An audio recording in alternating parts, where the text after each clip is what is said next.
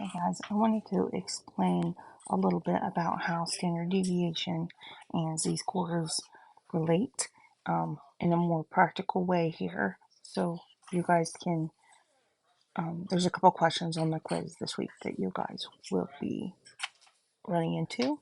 A couple people have already had a few problems, so I'm going to go ahead and put this out there. So let's say I had a mean of 80.5. I apologize. I am new to this iPad and trying to get used to it.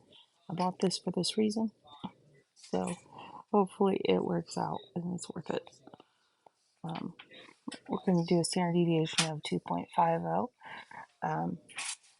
and we have uh, uh, z scores that we want to look for. So z is how many standard deviations above or below the mean we're interested in.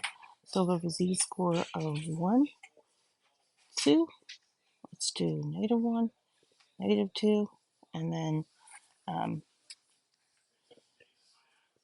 our score is x.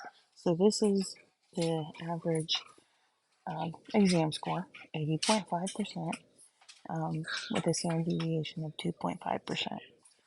So if I am doing a z-score of 1, that means 1 standard deviation above the mean. So basically, this is going to be the mean plus 1 standard deviation. Okay, so when you look at it on the distribution here, so we have right in the middle, we're going to have 80.5 because that's the mean. And then 1 standard deviation above the mean is right here. And that would be add 2.5. So this one is 3. And then this is 2 standard deviations. So that means for 2 standard deviations, you're going to take 80.5 plus 2 times the standard deviation. I apologize, I have terrible handwriting, so I apologize if it's hard to read, but I'm going to go put this down here since I didn't give myself enough space here. Still getting used to this. I'm using an Apple Pencil, so it's kind of difficult. So 85.50, because 2 times 2.5 is 5, so we just add 5 to that. And then if I want to do -1 for the z-score, so this is 1 standard deviation below the mean, and 2 standard deviations below the mean. Okay. Then you want to subtract. So you take 80, it's terrible, I'm sorry, 0.5 minus 2.5, and that would be 78. And then if you want to do 2 standard deviations below the mean, it's just 80.5 minus 2 times standard deviation. So that's 80.5 minus 5.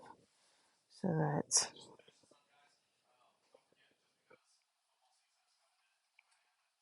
75.5 5 and so on. So if you wanted to do like a different type with like a decimal, then it would be done the same way. So 80.5 minus, because that's what we're interested in here. Okay, so it tells us whether we're going to add or subtract. And then you would just do 1.25 times 2.5. Okay, so that's going to not fall as neatly, but I can even guess what that's going to be. I won't even have to do the math here just to give an idea, and that's because I can look here. So, well, that would be a positive. If I want to do negative, negative 1.25, it's going to be about right there. And so that number is going to be close but below 78, and above 75.5. So whatever is halfway in between these two numbers, it's going to be halfway between here. And so the number I'm looking for is right here, right? Halfway between this. I hope that makes sense. So hopefully you guys can get those problems done a little easier. Let me know if you have any other questions.